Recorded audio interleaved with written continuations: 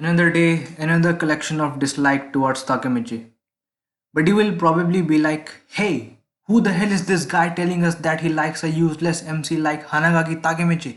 Who the hell is. Whoa, whoa, whoa. Hold on now. Calm down. Calm down, alright? Before you say anything, I just want to tell you that you don't need to like Takemichi if you don't. I completely respect your choice. I'm here to talk about why Takemichi is one of the most unique protagonists in anime and why I like him. That's it.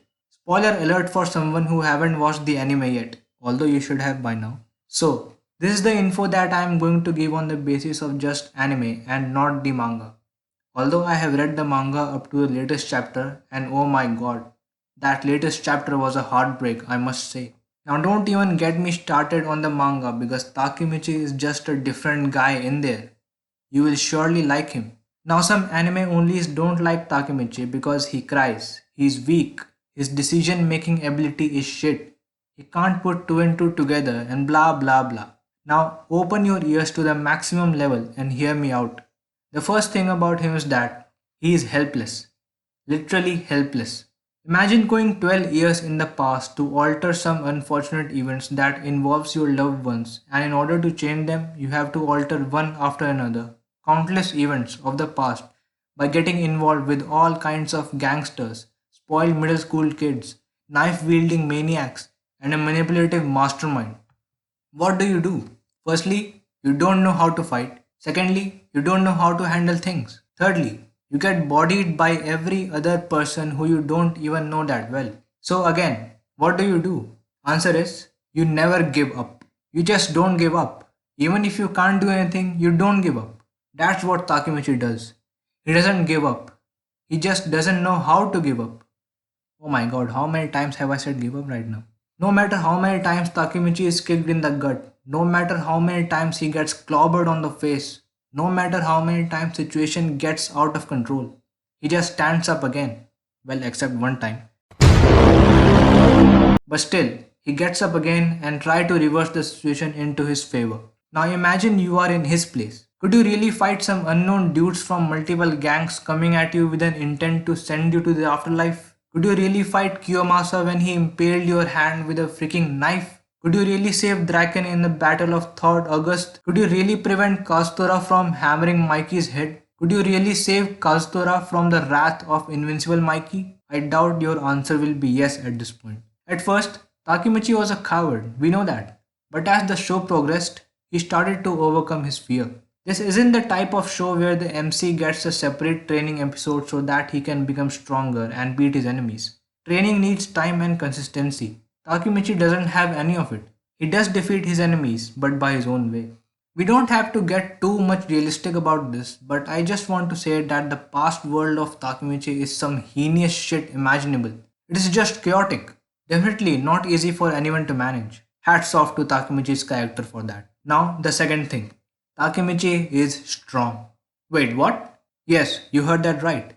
Takemichi is strong. Period. Like I said earlier, Takemichi gets punched by random guys in nearly every episode out of those 24 in season 1. That's why we call him a punching bag. But that doesn't make him weak. He gets back up after taking hit from nearly every punch. Could you do that? That is a hard thing to do. And people still think he is weak. Weak. I get that he doesn't know how to throw a punch or how to dodge one, but by no means is he a weak person. Takemichi is a literal tank. This guy doesn't get knocked out easily, therefore, he is extremely strong. Remember that. Third thing, Takemichi is an emotional man, and that is okay. Some people think that men can't cry. They shouldn't cry. They should be tough, no matter what happens. I mean, what? Takemichi is a sensitive person who cares a lot, I mean a lot, about his new friends like Mikey, Draken, Baji, Mitsuya, and of course, the best boy Chifuyu. He is literally known as the crybaby hero. Everyone knows that he cries his eyes out. That's why when he knew that something bad was gonna happen to them, he always got emotional and cried. That is alright. Nothing is wrong in that. It is a natural reaction. That's why we see him getting all emotional during the fight against Varhara. He knew that was coming, and honestly, he just wouldn't be able to solve everything on his own there. If Takemichi prevents every death, every unfortunate event from happening in the past, then the show would become too predictable. No one would like it. Would you like it? That way, the show wouldn't go straight into the watcher's heart. No one will remember this show after a year or 2 years or 3 years. It will be thrown off into a trash can. All in all, according to me, Takemichi truly is one of a kind protagonist Elon anime. I think he is unique. He doesn't know how to fight like every other shonen MC, and that is what I needed. A different main character. Now, if you don't like him still, then I respect your opinion. No harm against that. People think that the side characters carried season 1, and they might be right. But wait for the manga to animate. People will never know what hit them. If still not satisfied with Takemichi, then prepare your heart and mind and look out for a bold and fearless crybaby in the manga because fighting is not everything.